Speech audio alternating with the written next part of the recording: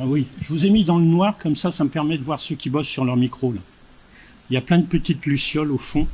On m'a dit, en général, ils se mettaient au fond. Je confirme, c'est vrai, ils sont plutôt au fond. Mais ils travaillent sur des choses sérieuses, j'ai pu voir tout à l'heure. Vous avez des fins de projet à mener. Donc c'est la dernière intervention de la journée, donc j'espère qu'il vous reste encore un peu de cerveau disponible, parce que c'est quand même une longue journée pour vous. Je vais tenir dans l'heure et demie, hein, en essayant de garder une demi-heure pour les questions. Et si, comme avec l'intervenant précédent, vous n'en avez pas, ben je compléterai moi-même mes propres propos, parce que je pense que je n'aurai pas assez avec une heure pour exprimer ce que j'ai envie de partager avec vous. Alors, vous voyez qu'en fin de journée avec moi, vous êtes déjà plus national comme école, vous êtes les AP. Donc, c'est déjà un signe. Voilà. Hein. Donc, j'ai oublié ça. Et j'ai intitulé ma petite intervention « Concevoir ou contribuer » ou versus « contribuer ». Vous faites partie des trois grands métiers de la conception. Et j'aimerais pouvoir en 1h30 partager avec vous la transition que vous pourriez effectuer, comme nous, maîtres d'ouvrage, des métiers de la conception vers des métiers de la contribution. Prenant en compte que ce qui nous anime et ce qui nous préoccupe, c'est pas tant l'exercice de nos métiers que l'état de la petite planète bleue que j'ai mis en image sur cette première slide. Et donc j'ai essayé de vous inviter à sortir de votre compréhension de métier de concepteur pour essayer de rentrer avec moi dans un métier de contributeur. On va essayer de comprendre ensemble à quoi. Moi j'ai mis, donc vous avez le temps devant vous, hein, vous êtes jeune, vous allez tout juste sorti de l'école avant la fin de l'année. Moi il m'a fallu 25 ans pour y arriver. Bon, donc je vais essayer de passer le flambeau pour que vous puissiez continuer. Alors juste un petit mot sur Aquitanis, ce que c'est. Avec la loi Elan, on est dans l'obligation de se regrouper entre organismes parce qu'il paraît qu'on est trop nombreux et qu'on coûte un pognon de dingue, comme le dit le président Macron. Et donc, il paraît que les groupements sont gages d'efficience et donc qu'on gaspillerait moins de ressources financières en particulier. Moi, je suis gestionnaire, j'enseigne dans les grandes écoles de management. Et on démontre dans nos enseignements que les regroupements, c'est en règle générale des faillites. Et il n'y a aucune efficience à grossir. Donc la loi Elan est en train de réaliser la plus belle aberration que vous pouvez imaginer dans le secteur professionnel qui est le nôtre. Donc nous serons amenés à disparaître, à faire faillite, comme énormément d'entreprises qui se marient entre elles sans avoir aucun lien et sans en avoir réellement envie. Or nous n'avons absolument pas envie de nous marier les uns et les autres. Il y a 160 organismes en France. Il ne devrait plus en rester qu'une vingtaine d'ici 2 ans à peu près, vraisemblablement. Donc nous, on a plutôt créé un écosystème. Donc on a créé des alliances avec 5 autres sociétés. Et aujourd'hui, nous sommes l'alliance la plus puissante de Nouvelle-Aquitaine. Et on dit, ben voilà, il y a basta, ça suffit. Maintenant, on a fait le job. Et on va redevenir sérieux, c'est-à-dire qu'on va faire notre métier de maître d'ouvrage. Ce dont je vous parle là, en fin de journée, c'est effectivement, comme l'a dit Camille, c'est la fabrique du logement ordinaire. Alors des fois, on dit aussi de l'architecture ordinaire. Je ne sais pas si ça vous choque, mais le logement ordinaire, c'est celui du plus grand nombre, c'est celui qui permet effectivement à des gens modestes d'avoir un toit. C'est aussi simple que ça, notre métier, à l'origine. Et on va voir que notre projet à nous, à Aquitanis, depuis 10 ans maintenant, c'est d'essayer de faire cette translation, cette transition de loger, qui est la vocation, la visée d'un organisme du logement social, à habiter. Et pour faire cette transition, on a cheminé comme le présente ce petit schéma-là, c'est-à-dire qu'on n'a pas fait un plan. On n'a pas fait une prévision, on n'a pas un business plan pour passer de loger à habiter. On y est allé par itération, par expérimentation, par tâtonnement. On s'est trompé, on s'est cassé la gueule. On a perdu du temps, on a gaspillé de l'argent sur un certain nombre d'opérations. Mais au final, on a fait notre chemin et on a réussi à créer quelque chose qui, ma foi, a une certaine allure. La preuve, le prix qu'on venait d'évoquer, entre autres. Donc une entreprise en transition qui part de son métier de base, qui est de concevoir, de quoi loger les plus modestes. Donc c'est vraiment loger le métier. À contribuer à l'autosoutenabilité des établissements humains. C'est-à-dire que la question qui nous anime aujourd'hui, c'est comment j'habite la Terre. Et c'est de ça dont je voudrais pouvoir échanger avec vous. C'est-à-dire si nous, maîtres d'ouvrage, nous opérons cette transition, on a intérêt à regarder derrière nous si nos partenaires nous suivent ou pas. Alors si je regarde par rapport au nombre d'architectes qui travaillent avec nous depuis 10 ans, je pense que je peux compter sur 1/10 pour nous accompagner dans cette transition. Aucun architecte n'est préparé à exercer le métier que nous lui demandons, nous, aujourd'hui, de réaliser à Aquitanis. Et donc, je milite maintenant pour que dans les écoles d'archi, et si j'ai accepté bien volontiers d'être administrateur de cette belle école ici, c'est pour pouvoir aussi discuter de ces conditions-là d'évolution de la pédagogie, de l'enseignement sur ce métier-là. Je pense qu'il y a quelque chose, et on va s'expliquer sur ce qu'est l'autosoutenabilité, qui n'est pas encore enseigné. Et donc, on est face à des professionnels qui n'ont pas la maîtrise des savoir-faire et des savoir-être qu'on demande aujourd'hui, mais sur lesquels on fait comme dans le schéma précédent, c'est-à-dire qu'ils font le même voyage que nous. Ils vont par itérations successives essayer d'approcher la forme que l'on attend. Mais il n'y en a pas beaucoup qui ont envie d'y aller. Le voyage que tout le monde rêve de faire aujourd'hui, c'est ce que l'intervenant précédent a évoqué à la fin. Ils veulent tous faire du BIM. Ça, c'est une obligation de toute façon. Est-ce que vous me demandez mon avis sur le BIM? Je le sens. C'est la plus belle connerie qu'on puisse imaginer dans les métiers qui sont les nôtres. On est en train de détruire le métier d'architecte. De mon point de vue, on pourrait s'expliquer, ce sera peut-être une autre séquence, la façon dont BIM va détruire nos métiers de maître d'ouvrage et d'architecte. Pour faire naître un nouveau métier, M. Lacan l'a très bien exprimé, qui sera un truc de synthèse. Voilà, on ne sait pas bien le définir aujourd'hui, et qui sera vraisemblablement tenu par un BIMeur, une seule personne, maître S technologie, et qui vous fera des projets comme ça. On va juste faire un petit détour par l'histoire quand même du logement social, parce que ça, c'est un grand moment de l'histoire. Je sais bien, dans l'histoire de France, il y a Notre-Dame de Paris et il y a le logement social. Donc l'acte 1, il est important de savoir d'où nous venons. Et donc nous avons un testament, là, et vous voyez la lecture du testament aux dirigeants du secteur HLM à l'époque. On est né, nous, à la fin du 19e siècle. Celui qui a fait la Madeleine a concouru aussi à nous faire émerger un peu avant, mais c'est surtout Napoléon III, et on est né dans 1850 à peu près, dans les premières approches qu'on a eues du logement social. Vous verrez sur certaines slides, ça c'est pour vous maintenir éveillé, il y a des citations dont il n'y a pas l'auteur. Je demanderai à la fin si vous avez pu reconnaître l'auteur, et celle ou celui qui aura reconnu l'auteur aura le droit à visiter le GHI, qui est maintenant le seul lieu d'architecture bordelais à visiter. Hein. Donc essayez de regarder ça et de me dire qui est l'auteur de cette jolie phrase « Quelques millions de HLM ont été construits sur un modèle de rangement ».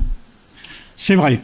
Mais juste avant le modèle du rangement de la reconstruction de 1947, on a eu ça. Dans le patrimoine d'Aquitanis, vous avez ce type de production. Essentiellement à gauche des petites maisons, on l'évoquait, c'est à la Benauge, et puis des petits immeubles de centre-ville et des petites cités de facture régionaliste faites par un Grand Prix de Rome. Il nous a fait le Trocadéro, celui qui nous a fait la cité de la Benauge, la cité Pinson. Et puis un petit bâtiment d'un architecte totalement méconnu à l'époque, qui faisait quasiment sa première réalisation à Pessac et qui s'appelle Le Corbusier. Donc nous, on a la chance d'avoir dans notre patrimoine deux bâtiments, deux petits gratte-ciel de Le Corbusier. Et pour vous dire l'intelligence que l'on a, la compréhension qu'on a de l'architecture dans nos organisations, moi, quand je suis arrivé à Aquitanis en 2008, on m'a dit « ça, on va le vendre ». Parce que ça n'a plus de sens que d'avoir dans son patrimoine de 20 000 logements, quelques logements signés par Le Corbusier. Bien évidemment, on ne les a pas vendus, on les a réhabilités, et nous sommes un des mécènes de l'association qui s'occupe de la cité Frugès, bien évidemment. Nous, notre histoire, c'est celle-là, avec des grands noms de l'architecture que vous avez vraisemblablement évoqués au cours de votre formation. C'est la période de la reconstruction. On a fait société puisqu'on a reconstruit 3 millions de logements qui avaient été détruits par la guerre. Et on avait cette éthique de conviction. Vous savez, c'est Max Weber qui dit l'éthique de conviction, c'est le sentiment très profond que l'on a de bien faire. Et seul Dieu jugera. Hein, c'est ça l'éthique de conviction.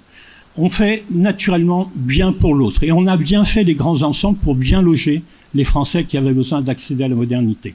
Gropius a eu cette phrase extraordinaire, le grand ensemble, c'est le type idéal de l'établissement humain. Dans la modernité, on est d'accord. Ensuite, voilà, vous avez quelques phrases que je reprends habituellement de 3 grands noms de l'architecture, Sonrel, Lotz et Le Corbusier. Lotz a poussé le bouchon un peu plus loin en disant, voilà, le rôle éducatif de l'architecte, c'est d'apprendre aux gens à habiter parce qu'ils ne savent pas. Mais quand vous écoutez les maîtres d'ouvrage et les architectes des écoquartiers aujourd'hui, ils racontent exactement la même histoire. Quand vous prenez ces gens-là qui viennent de livrer un bâtiment dit intelligent, si le bâtiment se dérègle, c'est parce que les habitants ne savent pas l'utiliser. Donc on n'a pas bougé de cette posture-là, me semble-t-il. On l'a juste actualisé et on est tout le temps dans cette relation en surplomb, nous, maîtres d'ouvrage, avec vous, les architectes, par rapport à l'époque, on appelait ça les usagers. Aujourd'hui, on appelle ça les clients.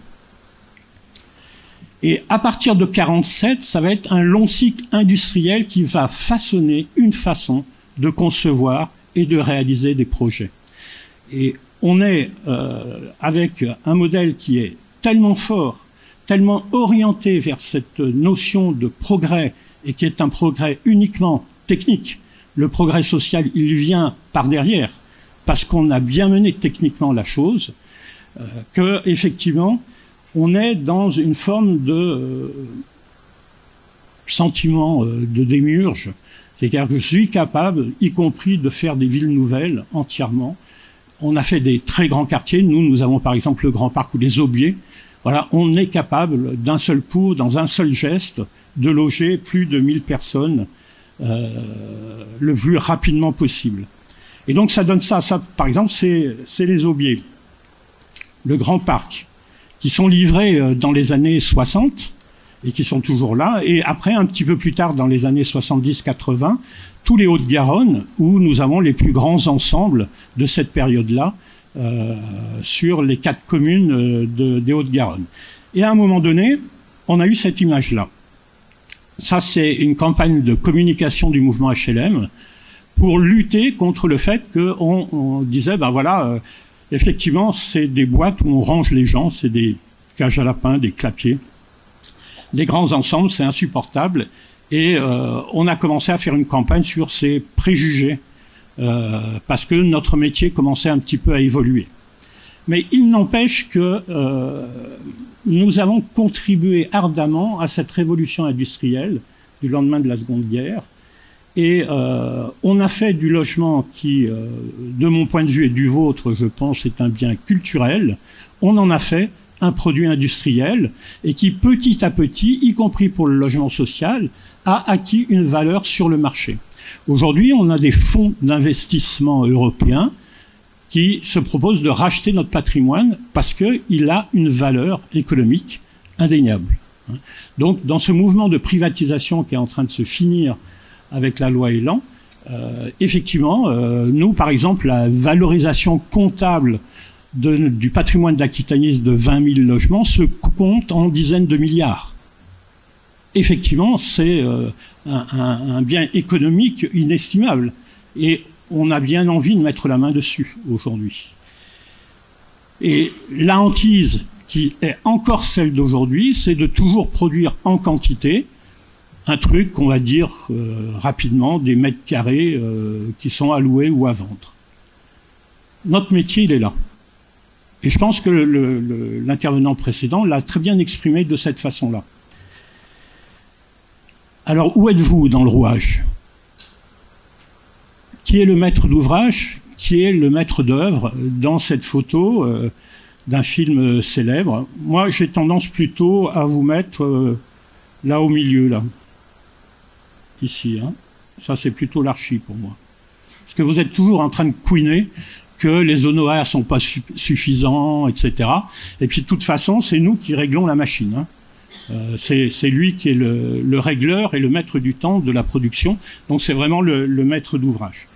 Mais les deux statuts sont des statuts d'OS. Et moi, j'ai l'intime conviction que dans ce modèle taylorien, qui n'est pas finissant du tout, nous ne sommes, et vous et nous, que des OS. Si je regarde une organisation industrielle, je vous montre ce schéma rapidement et j'y reviendrai à la fin pour voir comment on peut l'amender. Une organisation, une entreprise, elle va consommer des ressources pour produire des produits ou des services qui correspondent à des besoins, à des parties prenantes.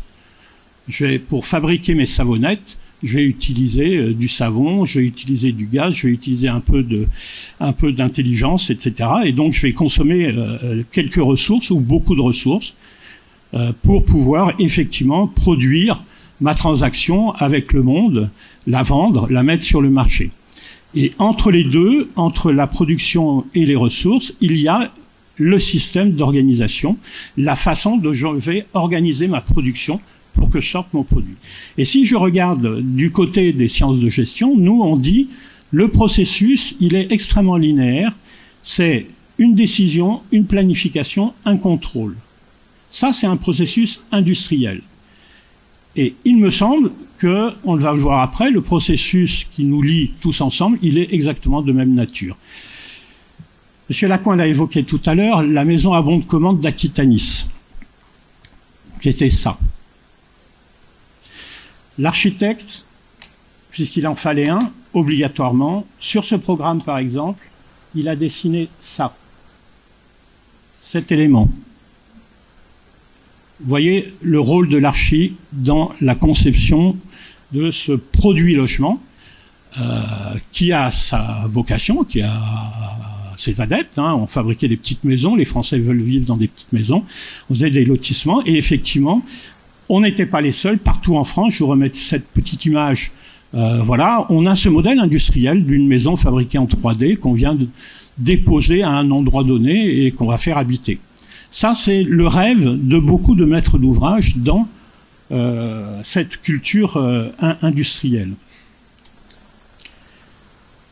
Et à un moment donné, effectivement, le milieu va être, à partir de 47 en particulier, très fortement soutenu par des politiques publiques, et en particulier la promotion privée, tout autant que le logement social. Et il va être accompagné, autant on arrive à comprendre qu'une part du budget de la nation aille à des opérateurs sociaux dans la mesure où ils remplissent une mission de solidarité nationale, loger les plus démunis qui ne peuvent pas se loger au prix du marché, autant il est quand même curieux qu'une politique publique aille prendre sur le budget de la nation quelques milliards pour accompagner la promotion privée dans son développement. Or, c'est ce qui se passe en France.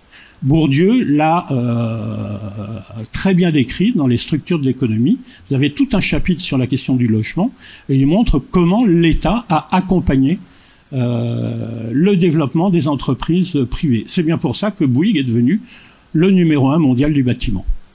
Que le Phoenix qui, entre les deux guerres, vivotait, à partir de 1947, a eu son envol et a eu effectivement une période extrêmement de développement extrêmement intéressant grâce à l'accompagnement financier, juridique de l'État.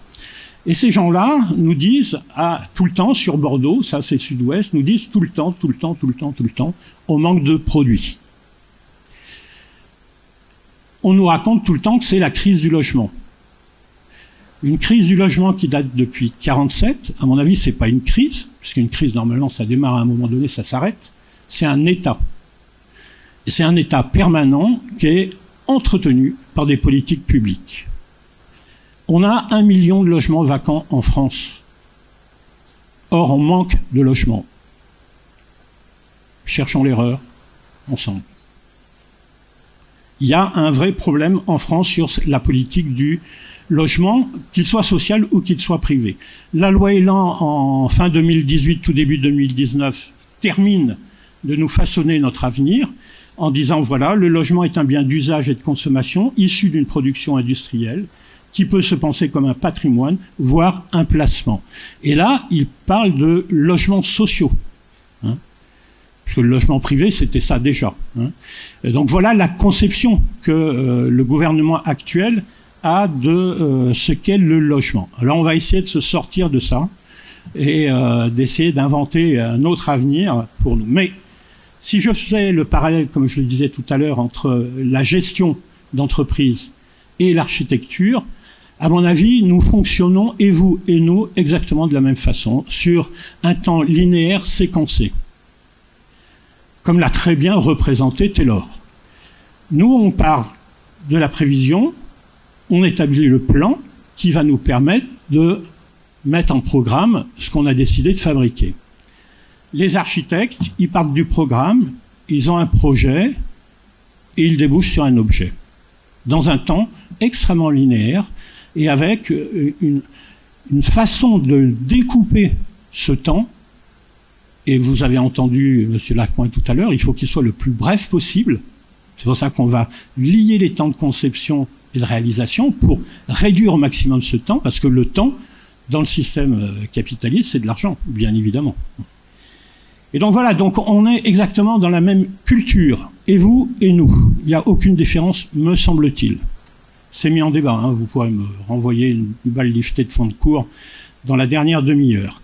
À partir de là, qu'est-ce qu'on peut se dire dans un acte 2 et c'est la question que moi je me suis posée en 2008 quand je suis arrivé à Aquitanis, est-ce que pour se sortir d'affaires, on ne va pas aller faire de l'architecture dans un premier temps?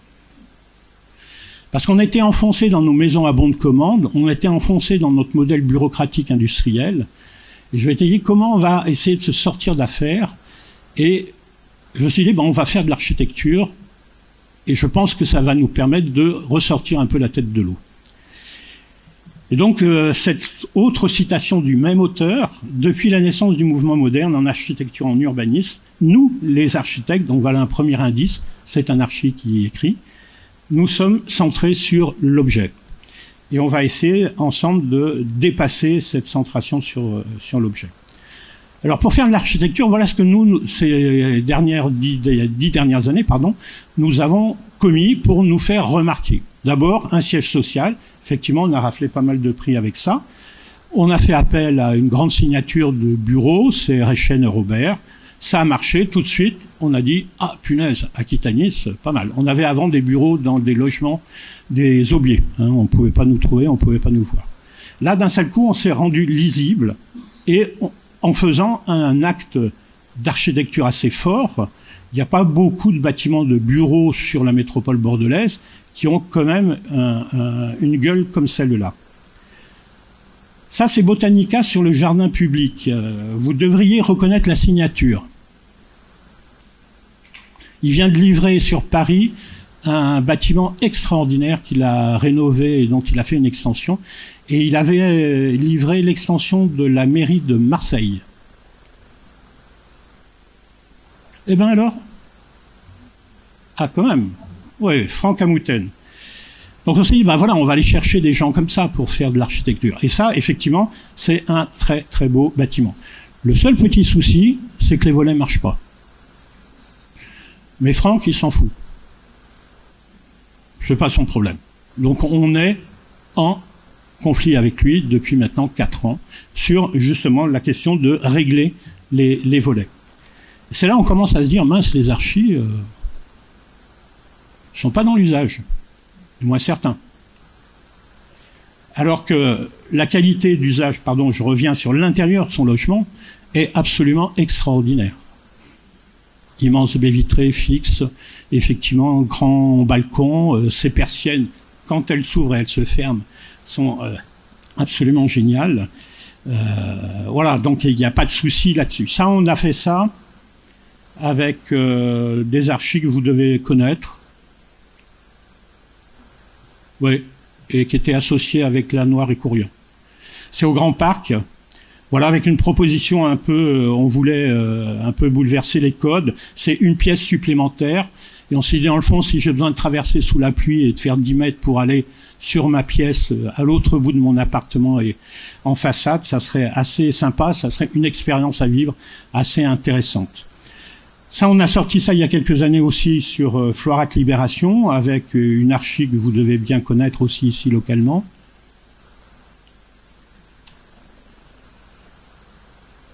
Perdez des points là, hein. C'est Semphar Véron. Ça, c'est une petite opération de MCVD. Alors, moins de notoriété, mais un très beau travail. Ça, vous devez le connaître. Mais enfin, un de vos maîtres, Xavier Lébar, avec Seigneurins, à Florac aussi. Et vous voyez que son écriture n'a pas varié d'un iota. Hein. Il est en train de livrer un gros machin au Bouscat, là. Voilà, c'est à peu près la même chose. On a déjà eu l'objet 10 ans avant, mais c'est très beau. Et effectivement, le béton, on peut tout lui reprocher, sauf une chose, ça tient. Ça, c'est indéniable. Ça, on a fait ça avec Tesser, un personnage sympathique. C'est un oxymore, un machin bizarre. Le socle, c'est un EHPAD fait par un archi insupportable, je tais son nom. Et on a essayé de faire un collage avec 2 archis. Alors, vous risquez jamais à travailler avec un autre archi sur un même projet. Ça marche pas. L'ego de l'archi fait qu'il fait tout ou il ne fait rien.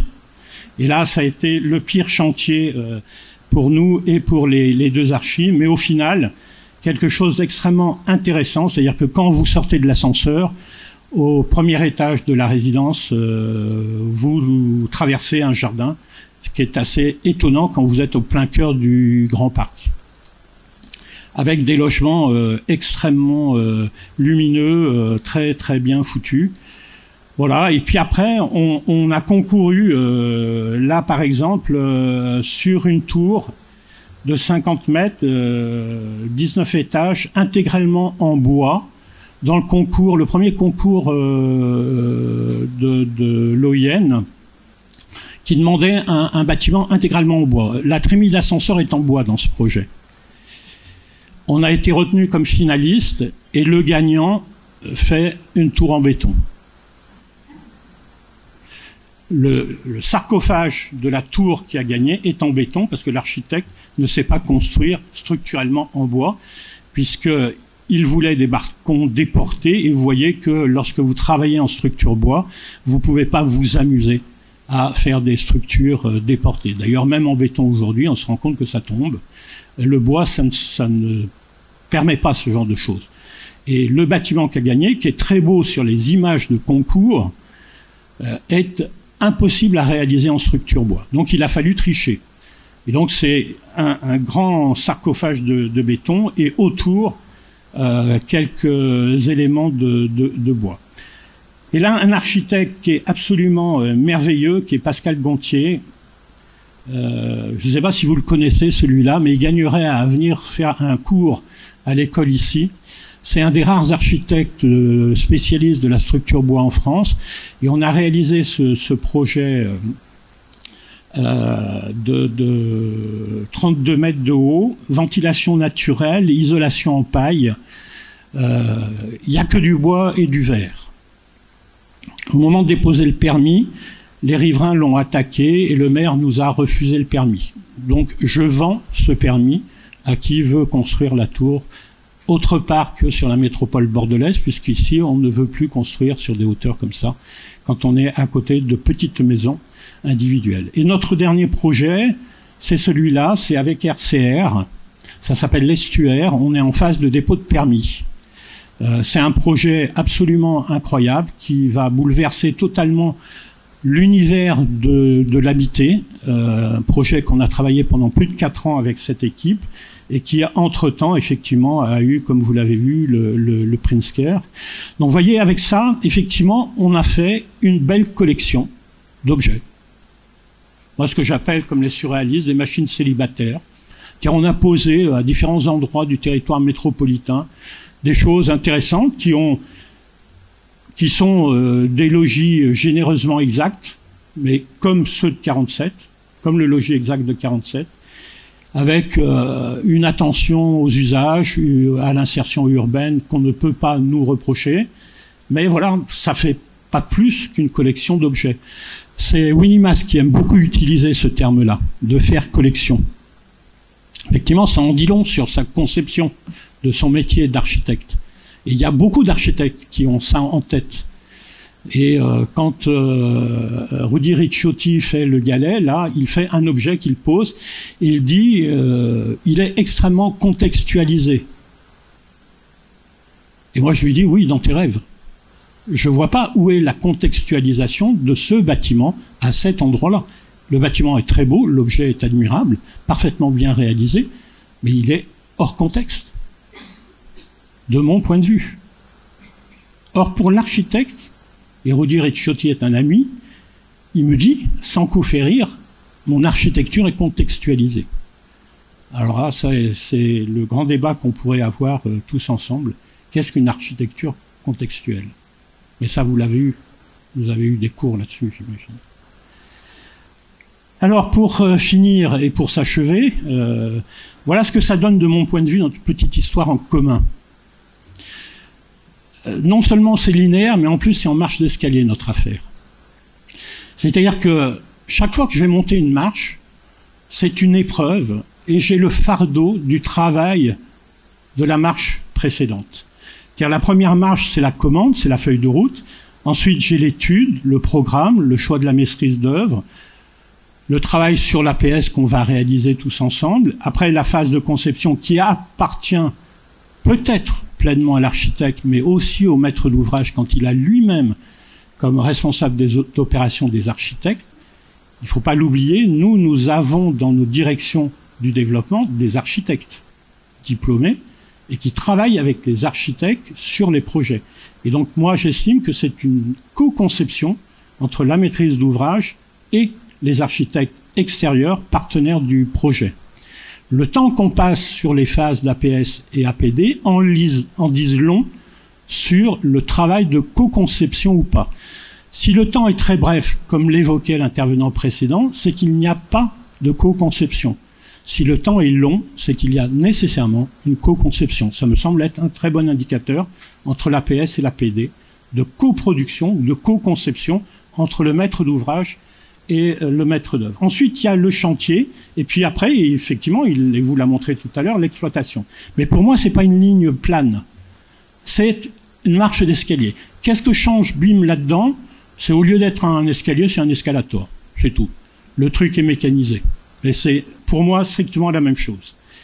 Et ce qui nous lie, et vous et nous, dans la phase d'étude et de conception, c'est le fait que, sans cesse, on évoque le futur usager, que moi j'ai appelé le fantôme du futur. C'est-à-dire que, dans ce moment-là où on dialogue dans cette phase de conception, on dit toujours « c'est pour la qualité des usages ». Mais il n'est jamais là, l'animal en question. Il n'est pas présent dans notre moment de conception. Il vient après, après la livraison, au moment de l'exploitation. Et donc, c'est une convocation d'un acteur incontournable vers lequel on est tous tendus pour sa plus grande satisfaction, mais qui est totalement virtuel. Alors, toute l'énergie que j'ai pu passer ces 10 dernières années, c'était de faire en sorte que le bénéficiaire final, il rentre le plus tôt possible dans ce moment-là très séquencé. Est-ce qu'il peut venir au premier temps de la commande, physiquement, réellement, et débattre avec nous et être inscrit à chacune des étapes de ce cycle-là, enfin c'est pas un cycle, de cette ligne-là, et donc c'est tout le propos de se dire comment je vais faire rentrer ce fantôme du futur dans le présent, mais concrètement et réellement, en chair et en os. Et pour vous dire l'attention qu'on porte à ces gens-là, c'est qu'on leur a donné le même titre que nous de maître. Il est maître d'usage, maître des usages. Ça, c'est un vocabulaire qui s'est répandu ces dernières années, qui me semble être relevé de la plus grande fumisterie. C'est-à-dire que maintenant, nous sommes 3 maîtres autour de la table, Il y a le maître d'ouvrage, le maître d'œuvre, le maître d'usage. Bon, alors où est le maître d'usage? Dans l'habitat participatif, il commence un peu à émerger. Mais est-ce que je ne suis pas plus, moi, maître des usages que lui? Et un archi qui conçoit bien, est-ce qu'il n'est pas aussi maître des usages? Est-ce qu'il ne peut pas être le maître d'ouvrage? Oui. Il y a des sociétés qui se constituent d'habitants qui réalisent eux-mêmes l'ouvrage. Donc, les frontières se brouillent. Je n'ai pas la peine de rajouter un élément de plus dans cette rigueur extrêmement formelle où je suis tout le temps en train de séquencer et mettre les choses dans les cases. Est-ce que je ne peux pas tout embrouiller? Est-ce que je ne peux pas ficher le bazar un peu dans ce truc un peu trop rationnel? Et par exemple, ça peut donner ça. Ça, c'est la prise de tête que je me suis faite. Alors, on ne va pas y passer 2 heures, mais ça mériterait d'y passer un petit moment pour bien s'expliquer là-dessus. Où il me semble que ce schéma tente d'expliquer pourquoi ça ne va pas entre nous. Et pourquoi ça n'ira jamais entre nous tant qu'on n'aura pas remis les choses dans le mauvais ordre. J'utilisais, vous l'avez vu dans une dia, le terme de chronotope. Le chronotope, c'est l'espace-temps et l'organisation et les valeurs qui sont portées par quelqu'un ou un collectif qui fait une œuvre. Nous avons 4 chronotopes différents dans la réalisation d'un produit logement. Et en particulier, les valeurs, qui est quand même le socle le plus important dans la conscience que l'on a de la réalisation de notre métier, n'ont strictement rien à voir dans les 4 chronotopes, entre celui du maître d'ouvrage, celui des archives, celui des gens du bâtiment. Et par exemple, les valeurs des gens de métier dans le bâtiment, c'est la passion du travail rigoureux. Ça a été évoqué tout à l'heure, pour les gens de la conception, c'est plutôt la beauté, la créativité et le contexte. Rappelez-vous ce qu'a dit M. Lacoin, qu'est-ce qu'attend le maître d'ouvrage? Un beau bâtiment. Bon, donc, à vous de le faire beau. Vous êtes, vous, là-dedans. Et nous, on est plutôt dans des valeurs économiques et sociales. C'est-à-dire, nous, on tient un budget qui est plutôt contraint, et on tient effectivement une population très particulière, qui fonctionne d'une façon un peu particulière aussi. Donc nous, on est plutôt sur ce socle de valeurs-là. Et vous voyez que dans mes petits schémas, il y a chaque fois qu'on change de registre de chronotope, une figure du compromis à trouver entre nous. Autrement, je ne peux pas poursuivre le projet. C'est-à-dire que lorsque j'établis un programme fonctionnel, pour pouvoir réaliser des dessins d'exécution, j'ai un moment où je vais établir un compromis. Pour passer entre l'archi du dessin d'exé à la livraison de l'ouvrage, qui est la mise à l'épreuve du dessin, il va y avoir un compromis à réaliser. Les gens du bâtiment, quand ils arrivent sur le chantier, qu'ils prennent vos dessins d'exé, ils disent « on va vous montrer comment on va pouvoir revenir avec le maître d'ouvrage sur une valeur économique, je vais vous montrer comment il faut que ça plombe. » Et il vous refait votre façade pour que ça plombe, au motif que le maître d'ouvrage va y retrouver ses sous. Il sait très bien jouer là-dessus, et on est tout le temps dans ces allers-retours étonnants. Les Uncharchi, la plus belle épreuve du feu qu'ils aient à redouter, c'est le chantier. Avec nous, on est entre gens civilisés. Avec les gens du bâtiment, et nous et vous, nous sommes avec des sauvages. Des vrais, des impitoyables. Des gens qui sont, dont la seule foi et la seule loi est la rentabilité du produit. Ils sont là pour gagner de l'argent, ils ne sont pas là pour la beauté du geste. Et donc, dans le chantier, ils mandatent des entreprises du bâtiment qui sont les plus efficientes possibles. Et quand ils font bien le boulot, au final, on a un bon compromis, on est content. Même s'ils nous ont refait la façade au passage. Parce que des fois, ils nous refont la façade au passage. Mais ça, c'est l'archi qui se l'avale. Comment voulez-vous, dans une entreprise comme la nôtre, comme Aquitanis, quand on sort 1200 logements par an, ce qui nous fait 40 projets dans les tuyaux, c'est-à-dire qu'on a 30 agences d'architectes à piloter, comment voulez-vous que chacun des projets prétendant refaire son monde et son propre objet, on puisse innover, on puisse avancer, on puisse changer la donne. Non, dans le modèle industriel, on usine. L'usine Aquitanis, c'est de gérer ses flux. Donc, quand on a 30 agences qui travaillent pour nous, on traite les 30 de la même façon, et il faut que ça sorte. Et donc, ce système-là, il est rapidement infernal, quoi. Alors, à votre avis, comment on fait pour le changer? Quelle est la première action que je dois mener pour faire en sorte que chacun des projets ne nous oblige pas à tout refaire? Ce qui est assez incroyable, quoi. Chaque fois que je lance un nouveau projet, je refais le monde. Je reprends tout à zéro, avec un nouvel archi, on se découvre, on apprend à se connaître, on fait les compromis, on se lance dans le truc, on va chercher un nouvel économiste, un nouveau BET, on ne connaît pas bien, on va se frotter à lui, etc., etc. Comment je fais pour me sortir de là? Première chose, c'est simple, hein. Je réduis de moitié ou des 2/3 ma production. Au lieu d'être un industriel, je redeviens un artisan. Tant que je vais rester à un volume très important, je resterai un industriel. Si je veux faire différemment mon métier, il faut que je redevienne un artisan. Et donc, il faut que je diminue mon flux de production. Ça, c'est une donnée de base de la gestion des organisations. Parce qu'aujourd'hui, on en est là. Voilà comment nous usinons. Le produit logement qui est totalement aux normes. Donc moi je suis là aux commandes de la chaîne de production et puis mon OS préféré il est posté à un moment donné de la chaîne dans le poste conception. Après je pouvais dessiner les gars du bâtiment, après je pouvais dessiner à la toute fin, à la livraison, les habitants. Pour moi nous en sommes tous là.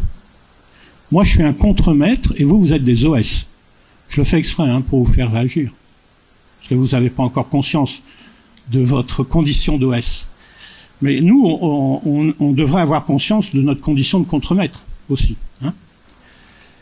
Alors, il faut pouvoir renverser un peu la table et changer les données de notre condition d'exercer nos métiers. Et on a bien vu que jusqu'à présent, les seules façons de nous rapprocher d'une écologie qui va nous permettre d'habiter la Terre, a été de demander aux gens de nous aider à complexifier le projet. Je trouve cette phrase de mon archi préféré merveilleuse. Il n'y a que eux pour venir foutre le bordel dans un projet, évidemment. Nous, on est trop polis, les uns et les autres. Et on fait notre truc tout bien, tout propre. Surtout avec BIM. Et donc, voilà comment on va essayer de s'engager pour se réinventer. Partant du principe que nous, on a partagé depuis 10 ans maintenant avec les 450 salariés des boîtes que nous avons cette vision du monde, c'est foutu, plus pour vous que pour moi, pour l'avenir. On a intérêt à se ressaisir, d'autant plus que nous, on nous en veut à mort, puisqu'on est obligé de réinventer notre modèle économique. Et surtout, il me semble qu'il y a deux contributions majeures sur lesquelles on doit s'inscrire. On doit, dans un premier temps, pouvoir contribuer à une transition sociétale. Je ne sais pas si vous connaissez ce bouquin qui a maintenant quelques années de Calon, Lascaux et Barthes, Agir dans un monde incertain. Il s'intéresse aux controverses sociotechniques, en particulier sur le nucléaire. Et ils disent, mais tiens, dans le fond, le nucléaire, jusqu'à présent, les ingénieurs EDF régnaient en maître. Ils avaient personne en phase 2. Or, maintenant, ils ont en phase 2 des militants et des associations qui sont aussi calés techniquement qu'eux. La controverse, elle a été armée par les opposants qui se sont formés, qui ont recruté des ingénieurs du nucléaire et qui ont commencé à discuter furieusement avec les ingénieurs d'EDF. Et donc, Calon et ses compères observent ça, travaillent là-dessus. Et effectivement, nous, dans nos métiers, il n'y a pas un projet qui ne soit pas attaqué par les riverains. C'est-à-dire que nous sommes des experts, et le profane, il dit, moi, je défends le lieu où j'habite. Et vous savez bien, parce que ça, c'est une phrase de votre ordre des architectes, vous vous présentez comme ça, les architectes sont des professionnels du cadre de vie. Non, non, non, non. Le cadre de vie, il est animé par des professionnels et des profanes. Et il n'y a pas que les architectes dans ce bouillon de culture-là. On va essayer de le voir. Se positionner comme ça me semble être une erreur aujourd'hui par rapport à la question de comment je contribue à une transition sociétale, qui est le fait que je n'ai plus de posture d'expertise ou de professionnels en surplomb de profanes qui sont les bénéficiaires, les habitants, les locataires ou les riverains. Et la deuxième, et donc ça c'est pas moi qui le dis, on a eu quand même un sociologue qui l'a dit en 68 dans un ouvrage célèbre qui s'appelle Le droit à la ville, j'espère que vous avez bossé dessus pendant vos études, et lui parle d'émancipation du citoyen par rapport à la question de la fabrique de la ville. C'est-à-dire, il posait comme condition immédiate de l'émancipation du citoyen le fait qu'il puisse concevoir et construire son cadre de vie. Donc il effaçait complètement les barrières entre profanes et professionnels. L'urbain conçu et vécu comme pratique sociale est en voie de détérioration et peut-être de disparition, constatait-il en 68. Alors je pense que ce que vous a présenté ce matin Michel Larucharlu est un exemple de démarches qui sont, me semble-t-il, en opposition par rapport à la posture d'un Henri Lefebvre de l'époque. Même si on fait des ateliers de concertation, même si on fait des rencontres pour expliquer notre projet, il n'empêche qu'il est décidé par des experts et des professionnels et qu'il est ensuite donné à voir, et on essaye de faire en sorte qu'il soit compris par les profanes. La deuxième grande contribution que nous devons apporter est à la transition environnementale, bien évidemment, et l'architecture est en première ligne, et je pense qu'il n'y a pas d'autre métier pour tenter d'y apporter une réponse, c'est le changement climatique. Bordeaux sera la métropole la plus chaude de France dans 50 ans. Est-ce que vous commencez à avoir des produits logements qui sortent de terre, qui ont une vie de 50 à 70 ans, qui commencent dans leur conception aujourd'hui à tenir compte de ce changement climatique? Rien. Quand je discute avec Xavier Leibar de comment est-ce qu'il se prépare à ça, il me dit il faut qu'on commence à y travailler. Mais il n'empêche qu'on est en train de sortir des milliers de logements. 5000 par an sur ce territoire-là. Et ils sont déjà obsolètes par rapport à la question qui va nous travailler dans 20 ans. Donc, ceux qui ont bossé là-dessus, me semble-t-il, et qui ont une réflexion extrêmement pertinente, ce sont les territorialistes, qui renversent complètement la perspective de nos métiers par rapport à la question du territoire. Et c'est à eux que je reprends ce terme d'autosoutenabilité. C'est-à-dire que l'autosoutenabilité, c'est l'établissement humain lui-même qui tient les conditions du développement durable de l'endroit où il vit. Ce n'est pas les experts. Et donc il faut aller puiser dans ce type de travaux et d'approches de quoi nous armer pour tenir quelque chose pour demain. On a fait avec le CISDO un énorme travail sur la biométropole bordelaise. Je vous invite à aller y regarder de plus près, à inviter la directrice du CISDO à présenter les travaux sur la biométropole. Ça va changer le regard sur votre métier, je vous l'assure, vraiment. Et nous, ça nous a permis de comprendre ce couple entre territoire et lieu, puisque nous sommes aménageurs et constructeurs. Et le lieu, pour nous, c'est le plus petit fragment de territoire qui a une pratique sociale et qui est le contexte de l'action. C'est-à-dire que si je suis dans un macro-lot, pour moi, je ne suis pas dans un lieu. Il faut descendre à une échelle un petit peu plus petite pour pouvoir effectivement avoir ces deux dimensions-là indissociables de notre conception aujourd'hui, nous, de notre métier. Ça nous a permis de faire une carte de ce qu'on a appelé, il y a une dizaine d'années maintenant, des lieux singuliers. On se disait, on va prendre une dizaine de projets et on va tout remettre en jeu. De fond en comble, on va s'essayer.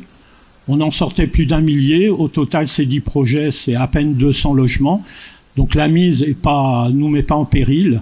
Et là, on peut se permettre de tout reconsidérer. Donc, je vais en balayer quelques-uns rapidement. Je ne sais pas quelle heure il est. Ouais, ça va. Pour vous expliquer un peu comment on fonctionne avec les archives dans ces lieux singuliers. Et je vais commencer par GHI au Grand Parc, simplement parce qu'il ne vous a pas échappé quand même qu'on a raflé le prix le plus prestigieux d'architecture, qui est délivré aux architectes et aux maîtres d'ouvrage. Et vous pourrez regarder le tweet de l'Ordre des architectes sur « Félicitations pour ce prix, chers architectes ». Pour l'Ordre des architectes, le maître d'ouvrage n'existe pas. Ça vous en dit long sur l'amour qu'on vous porte après ça. C'est-à-dire que vous, dans votre profession, vous ignorez totalement la réalité du maître d'ouvrage chaque fois qu'il y a la queue de Mickey qui est attrapée. C'est assez étonnant. Alors, pas Anne et Jean-Philippe, pas Frédéric et pas Christophe.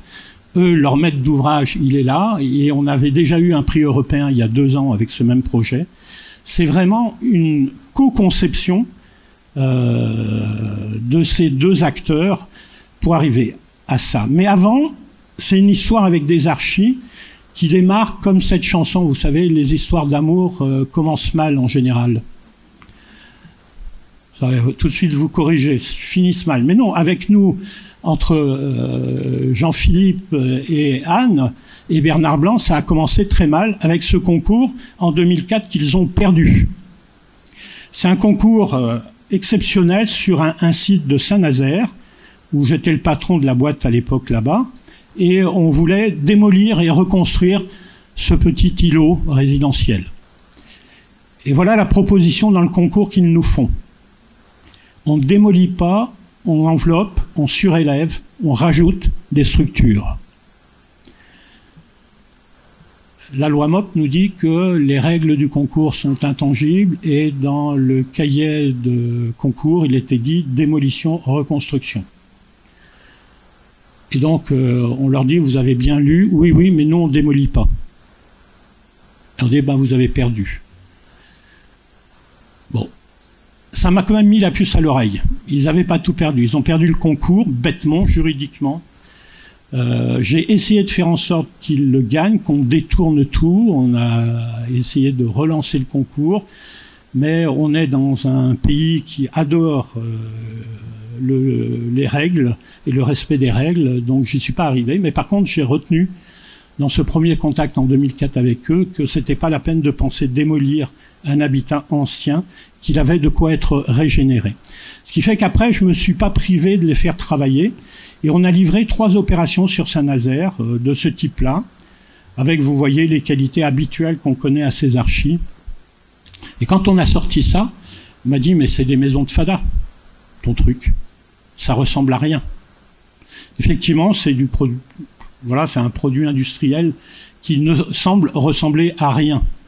Sauf que vous délogerez jamais les gens qui y habitent aujourd'hui. Et ça fait plus de 10 ans qu'ils y sont. Et après, on s'est attaqué à une tour, avant que la tour Bois-le-Prêtre ne soit mise en chantier. Et on a transformé cette tour-là, toujours à Saint-Nazaire. Et voilà, aujourd'hui, elle est finie depuis plusieurs années et elle a ce type de qualité. Et je dis, quand on est capable de faire ça avec ces gens-là, on va essayer de faire en sorte de continuer à faire des choses avec eux. Dans ce programme du GHI, donc le Grand Parc, on avait ces bars qui étaient voués avec mon prédécesseur à la démolition. En 2004, j'ai appris qu'il ne fallait pas démolir. Donc j'ai dit, on ne démolit pas. Et j'ai dit, je vais demander à ceux qui m'ont expliqué pourquoi il ne fallait pas démolir, comment on allait s'y prendre. Et je commençais à avoir mes petites idées là-dessus pour pouvoir les régénérer. Et donc on a démarré le chantier. Et la façon dont on a démarré le chantier, c'était de se dire, c'est surtout pas un objet technique. Donc c'est pas les techniciens d'Aquitanis qui vont bosser là-dessus, c'est les gestionnaires d'agences, les gardiens, ceux qui sont en contact avec les habitants. Et ils ont emmené des ambassadeurs de nos bars bordelaises à Paris visiter la tour Bois-le-Prêtre. On y a passé une journée entière, ils ont rencontré les habitants de la tour Bois-le-Prêtre. Et ils ont pu poser toutes les questions qu'ils voulaient. Et en retour, dans le TGV, on les voyait dans la rame de train sauter comme des petits pois. en disant mais quand est-ce qu'on commence, quand est-ce qu'on commence. Et donc on a commencé à travailler avec eux sur qu'est-ce que c'était que ce projet-là. Comment ils devaient se mettre en condition pour l'appréhender avec nous, pour le travailler et ensuite se l'approprier. Et donc il y a eu un travail qui a duré plus d'une année d'échange, de dialogue. On a mis en place un module à l'échelle 1, un appartement témoin, pour qu'ils puissent voir. On a mis en place des dispositifs pour qu'ils comprennent les nuisances du chantier, puisqu'on le faisait en site occupé. Et donc pour la première fois dans l'histoire d'Aquitanis, on s'est complètement centré sur l'intégration des habitants dès la première phase de conception du projet. Et là, il faut reconnaître que les architectes sont assez extraordinaires pour ça. Ils ont une capacité à discuter avec des gens qui ne connaissent strictement rien à l'architecture d'une façon assez incroyable. Et on est arrivé à quelque chose de fabuleux, puisque tout le monde pouvait travailler comme vous sur les écrans et regarder un peu comment la chose allait se bidouiller techniquement et comprendre ce qui arriverait lorsqu'on aurait fini le travail. Et ce qui donne ça, effectivement, à la fin. Voilà, donc ce qui n'a plus rien à voir avec les conditions d'habiter de la période des années 60. Au dernier étage, ce sont des jeunes archis qui sont locataires là-haut. Voilà, avec la vue sur la ville de Bordeaux. C'est quand même une situation exceptionnelle. On a écrit un bouquin là-dessus, et la responsable de l'agence a eu cette phrase, elle a écrit le chapitre rôle de l'agence et des équipes de gestion dans la conduite du projet. Elle disait, voilà, en interne, au début, nous avions des difficultés à comprendre ce projet, à voir en quoi cela pouvait participer du changement d'image du site. Il nous a fallu du temps pour nous approprier le projet. C'est un projet qui nous a tous mis en mouvement, en déséquilibre, voire en difficulté parfois. Et un gardien dit, on voit très clairement que le projet a mis les habitants en mouvement, comme s'ils reprenaient la main sur leur logement. Et c'est exactement ça. Et ça, c'est un gardien qui écrit ça, comme ça. C'est exactement la visée que moi j'ai dans ces lieux singuliers. Comment je fais pour que le profane ait à sa main le logement ou le lieu qu'il va habiter? Si vous lui mettez un bâtiment intelligent, il n'est même pas à ma main à moi, j'y comprends rien. Alors, en plus des gens de conditions dites modestes, c'est encore plus terrible. Et donc, comment je fais pour que leur habité soit réellement à leurs mains? Et donc, on va voir sur un autre projet qu'on est allé jusqu'au bout de la logique, puisqu'ils ont fabriqué eux-mêmes de leurs mains le projet. Et on a ce genre de phrases à n'en plus finir dans ce lieu-là. Hein. Le monsieur qui est sur son balcon dit « Ici, je me sens bien, le monde m'appartient ». Et on a eu cette phrase merveilleuse. Il regarde la ville devant nous et il dit en riant « Tout ça, c'est des voisins en fait. Ils dominent tout Bordeaux ». Voilà des gens qui, à la fin d'un projet, nous disent que leur vie a changé et ils s'expriment de cette façon-là. Vous en connaissez beaucoup, des gens qui habitent dans leur petite maison et qui vous racontent des histoires comme ça? Il y a un parcours qui se fait et il y a une reconnaissance à la fin qui s'obtient, on y reviendra. L'autre projet que je voudrais partager avec vous rapidement, c'est sur Paul Boncourt, où on a poussé le bouchon encore un petit peu plus loin par rapport au code bien établi. On est sur un site sur la rive droite où il y a 4 établissements humains successifs sur plus de presque une centaine d'années. Et donc on est dans un tissu urbain très complexe. Et nous, on vient pour démolir et reconstruire un ensemble de logements. Et on a fait une jauge sur l'emprise foncière. Avec le PLU, on a une constructibilité de 130 logements. C'est le programme. Point. On part avec cette idée en tête. 130 logements sociaux locatifs sur cet endroit-là. Le PLU nous autorise ce niveau de constructibilité. On fait sur le site ce qu'on a appelé un bivouac. Pendant 2 mois, en mai et juin, on s'est tenu à cet endroit-là tous les jours et tous les soirs. On a envoyé des flyers partout dans tout le voisinage et on demandait aux gens de venir avec un planning de rencontres palabrer sous le cocotier avec nous. Et là, on a démarré, par exemple, avec Philippe Madec, sur la question de la présence de l'eau sur le site. C'est un site inondable. On est en PPRI. Donc, normalement, inconstructible. Et donc, on démarre une discussion pendant 2 heures avec les riverains en disant qu'est-ce que c'est que habiter le lit majeur du fleuve. Et vous avez des riverains qui vous racontent que sur 10 ans, ils ont été inondés 2 fois. Et comme ils habitent des échoppes, c'est une inondation d'un niveau entier de leur habitat. Ils nous disent, vous êtes fous de venir construire là. La meilleure chose qu'on puisse faire pour vous, c'est de s'opposer à votre projet. C'est pas tolérable que d'autres gens viennent vivre en zone inondable. Donc on discute de ça et on passe 2 mois à discuter de tout ça. Ce qui nous a permis d'obtenir les trophées de la participation et de la concertation au passage. Et on a passé un temps extrêmement long. Au total, ça a duré 6 mois, ce travail de rencontre et d'échange. Et on avait toujours en tête 130 logements locatifs sociaux, point. À la fin, on arrive à une composition qu'on leur soumet. Et ça, c'est une image un peu iconique de notre projet. Les archis ont fait une petite maquette et on l'a fait découvrir à nos futurs locataires et aux riverains. Et en fait, voilà la composition à laquelle on arrive. Et voilà le programme auquel nous sommes arrivés au bout de 6 mois de dialogue avec les futurs locataires et les riverains. C'est-à-dire que là-dedans, il y a des choses auxquelles on n'avait absolument pas pensé. Les riverains nous disent, si vous nous faites de l'habitat participatif, on vient avec vous, on revend notre petite maison, on vient dans le collectif. On veut une maison de quartier, une maison commune. Est-ce que vous êtes prêts à la mettre dans votre projet? On souhaiterait avoir un potager en commun, y compris pour nous les riverains. Est-ce que vous êtes prêts à le mettre dans votre programme? Et donc le programme s'est totalement construit avec les riverains en particulier et nos futurs locataires. Donc il n'y a pas de nécessité pour le maître d'ouvrage d'avoir un programme a priori. Il peut se construire dans le dialogue avec les habitants.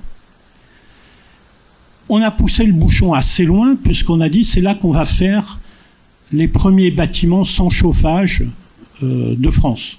C'est interdit de faire un bâtiment selon la réglementation française sans système de chauffage. Et donc avec Alain Bornarel, on a bossé et avec Philippe Madec sur le fait de pouvoir effectivement avoir une ventilation et une isolation et un confort d'été extrêmement poussé, partant du principe qu'en hiver, dans les années qui viennent, il n'y aura plus besoin de se chauffer à Bordeaux. Surtout quand vous avez un bâtiment qui a une enveloppe qui vous permet d'être BBC aujourd'hui. Donc le chauffage n'a pas de lieu d'être. Il faut un ATEX pour pouvoir le faire. Ça, c'est la France. Donc c'est 8 mois de bagarre pour obtenir un ATEX pour pouvoir faire ça. Qu'est-ce qu'on apprend de Paul Boncourt? On apprend ce cheminement-là. Et vous voyez que c'est plus du tout le petit cheminement très linéaire qu'on avait au début dans mon système taylorien. Et voilà, on est dans une phase d'un programme incertain. Et donc, on va formuler une hypothèse. En cet endroit-là, inondable, on pourrait peut-être faire ça. Et on va se mettre en situation, dans l'action, de dialoguer et de faire sortir petit à petit, par une forme d'enquête menée collectivement, ce programme-là. Et ensuite, on va faire ce que moi j'appelle une mise en récit de cette expérience, c'est-à-dire qu'on va écrire ce qui nous a animés pendant tous ces 6 mois. On fait une narration de 6 mois passés ensemble, et c'est cette narration, c'est cette mise en récit qui nous permet de mettre en évidence le bien qui nous est devenu commun au bout de 6 mois de dialogue. Et là, par exemple, il y a des mots qui sont revenus et qui sont partagés avec tout le monde. Alors au début, on les a un peu expliqués, mais vicinitude, par exemple, c'est le même auteur dont j'ai repris les phrases qui l'a inventé ce mot, qui veut dire l'attention que j'ai aux voisins. C'est-à-dire mon petit chemin là, il va traverser une parcelle qui est un peu à moi et un peu à mon voisin. La sérendipité, c'est simplement le fait d'accepter que j'y vais le doigt mouillé et que ce que je peux glaner, je le prends au passage. Et je peux faire de belles découvertes de pépites dans la mesure où j'ai le nez en l'air. Et non pas, j'ai fait mon bim et ça doit tracer là. une valeur commune entre riverains et futurs habitants qui se construit pendant 6 mois, c'est la bienveillance et l'écoute.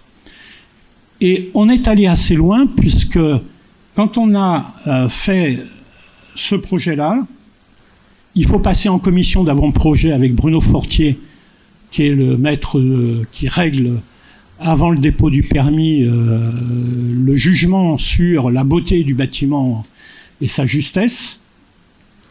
En commission d'avant-projet, c'est une réunion de professionnels et d'experts. Il y a les maîtres d'ouvrage, les archis et les fonctionnaires de la métropole, avec l'architecte conseil de la ville, ou de la métro aujourd'hui. Là, on a demandé à Bruno Fortier si les riverains et les locataires pouvaient venir participer à ce moment-là. Bruno Fortier a été super, il a dit bien sûr, génial, venez avec vos riverains et vos locataires pour présenter votre projet, puisque vous m'avez expliqué que vous l'aviez fait ensemble. Et donc ces gens, il a fallu faire le tri, on en a amené 5, ils sont venus, ils sont rentrés dans la salle, ils sont installés devant la maquette, Bruno Fortier dit « alors expliquez-moi votre projet », et ce sont eux qui l'ont expliqué. Il a fallu, au bout d'1 quart d'heure, que je les arrête, en disant « attendez, c'est quand même le maître d'ouvrage qui va dire un petit mot quand même sur son programme, parce qu'autrement ça ne le fait pas ». Mais c'est eux qui ont expliqué à Bruno Fortier le projet. Quelle a été la réaction à la fin de Bruno Fortier, à votre avis, sur ce projet ?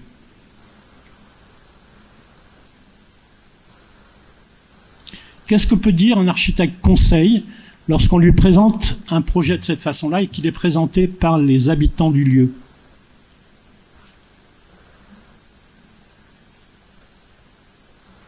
S'il est un peu borné, il dit à l'archi, vous me redessinez un peu la gouttière, je la trouve légère.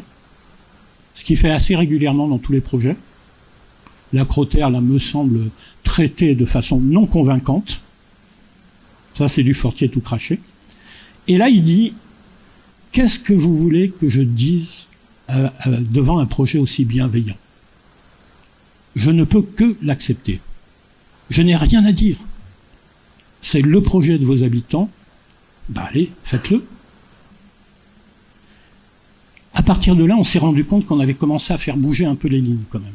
Parce que là, ça commence à devenir extrêmement intéressant, extrêmement puissant comme démarche. Et donc on a continué avec Claveau, et Claveau, on est allé un peu plus loin, puisque vous savez, c'est cette très ancienne cité qu'on dit cité jardin, au nord de Bordeaux, devant le pont, sous le pont d'Aquitaine quasiment, quoi. Très ancienne, et qu'on a voulu réhabiliter en faisant travailler nos habitants. C'est-à-dire qu'on s'est dit, il faut qu'on trouve un archi qui est capable de faire de l'accompagnement d'une auto-réhabilitation. Les gens sont là depuis très longtemps. Et donc, il n'y en a pas beaucoup des archis comme ça. Donc, on a trouvé bien évidemment Nicole Concordet, qui anime depuis 3 ans maintenant ce travail-là.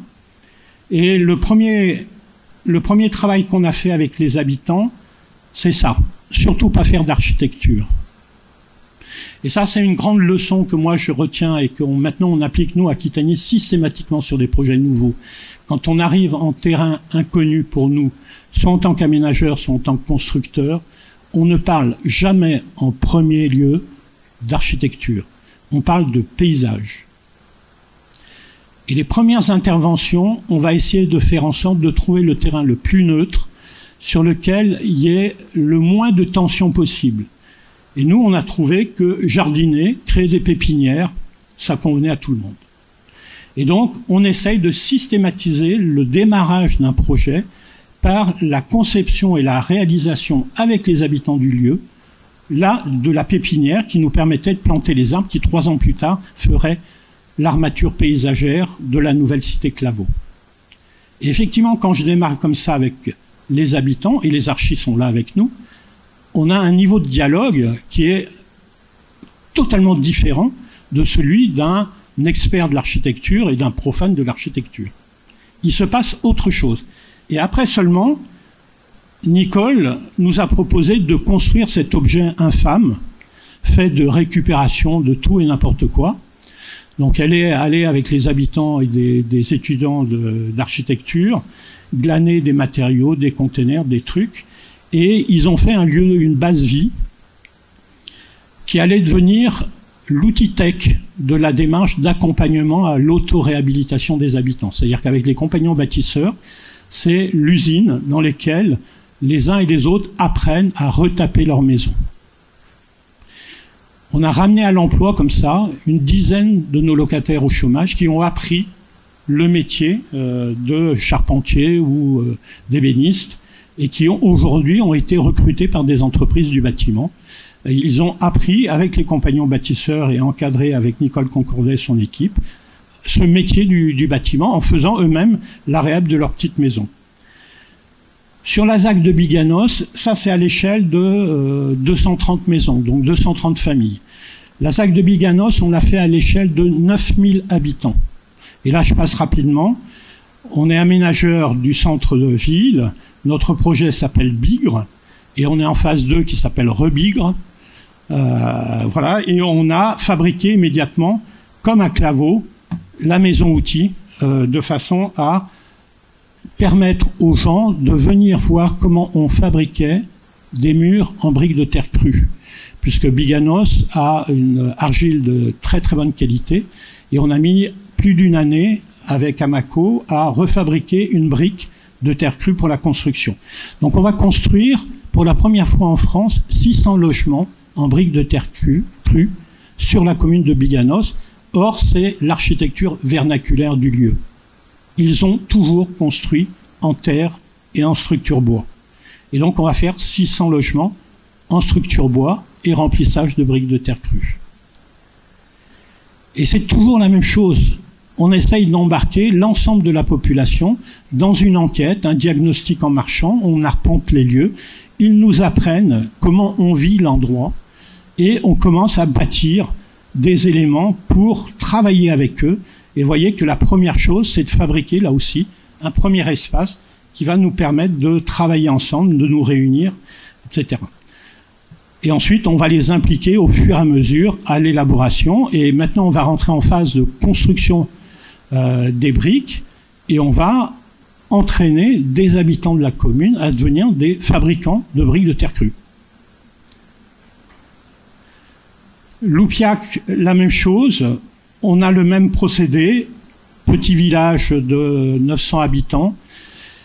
On va doubler la population en construisant le centre-ville quasiment, le centre-bourg. On reprend d'anciennes vignes. D'un côté, il y avait l'église, de l'autre côté, la mairie. Et entre les deux, il y avait des vignes. Elles ont été abandonnées, 7 hectares. Ils ont un projet qu'ils mûrissent depuis 7 ans. Et ils nous demandent de venir intervenir pour construire du logement. Et on dit, bah voilà, oui, on peut faire quelque chose pour vous. On s'accorde à dessiner au bout de quelques mois un plan masse, possiblement comme ça. Mais c'est pas le sujet. Le sujet, c'est que vient faire l'architecte dans cette histoire. Et Loupiac, pour nous, ça a été essayer d'avancer un petit peu plus loin dans le changement de posture des archis.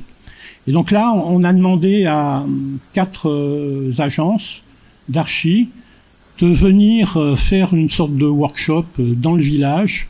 On avait demandé aux habitants de les héberger pendant un long week-end, de les nourrir tant qu'à faire.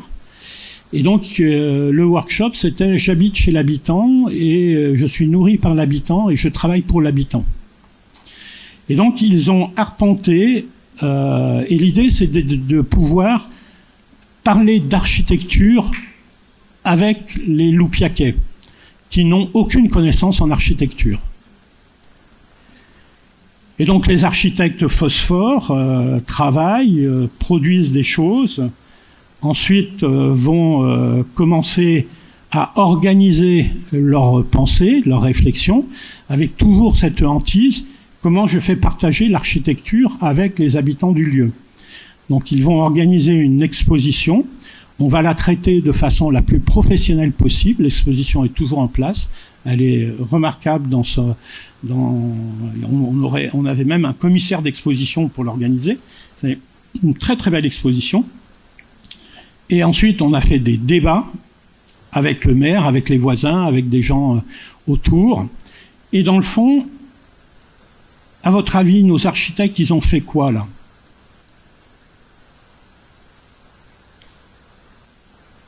Qu'est-ce qu'ils ont produit, à votre avis? Quand nous, on était d'accord avec la commune, au bout de plusieurs mois de travail, sur un plan masse comme celui-là, avec des volumes et des formes. Quel était le travail des archis, à votre avis? À part dormir et manger chez l'habitant. Ce qui était plutôt sympa.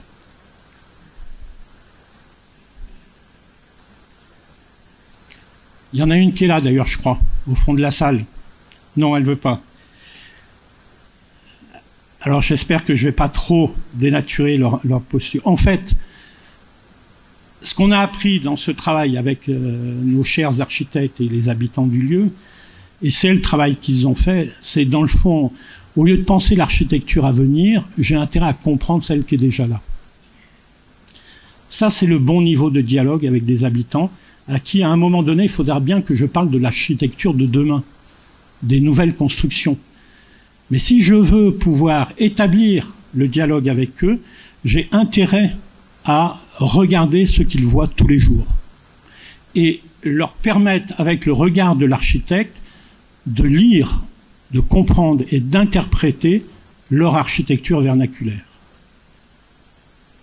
À partir de là, j'ai commencé à faire un premier pas qui nous permettra la fois suivante d'aller vers l'architecture pour les nouveaux bâtiments. Mais on a bien vu que les gens du village découvraient pendant l'exposition une architecture existante, des dispositifs spatiaux, des cheminements, une vicinitude étonnante qu'ils ne voyaient plus.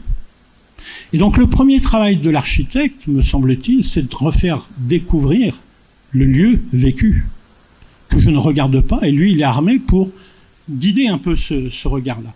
Voilà où on en est à Loupiac. Maintenant, on va acheter tous les terrains et on va commencer les constructions, j'espère, avant la fin de l'année. Mais voilà le travail qu'on a fait sur ce bout de territoire. Et je voudrais finir juste par un dernier exemple qu'on a mené avec une agence d'architecture qui s'appelle Atelier Provisoire, avec qui on fait un chemin depuis longtemps. Et du fait qu'on travaille ensemble depuis longtemps, on a beaucoup pu innover. Vous vous rappelez mon petit schéma séquentiel du début à la Taylor? Ça ne permet absolument pas d'inventer une nouvelle façon de travailler. Ça ne permet que de répéter le plus efficacement possible quelque chose de déjà existant. Si je veux innover, il faut que je le fasse dans la longue durée. C'est-à-dire qu'il faut que je travaille avec les mêmes équipes le plus longtemps possible. Et donc oui, on a travaillé longtemps avec cette agence et puis 2 ou 3 autres, hein, mais en leur confiant chaque année des missions, en s'exonérant certaines fois de la rigueur de la mise en concurrence, simplement pour pouvoir effectivement innover et avancer. L'ordre des archis, à un moment donné, nous a furieusement tamponnés. On s'est méchamment expliqué et ensuite on s'est fort élégamment compris. Où on a fait semblant de se comprendre, donc on s'est ignoré à la fin. Mais effectivement, on a tordu beaucoup de règles pour y arriver.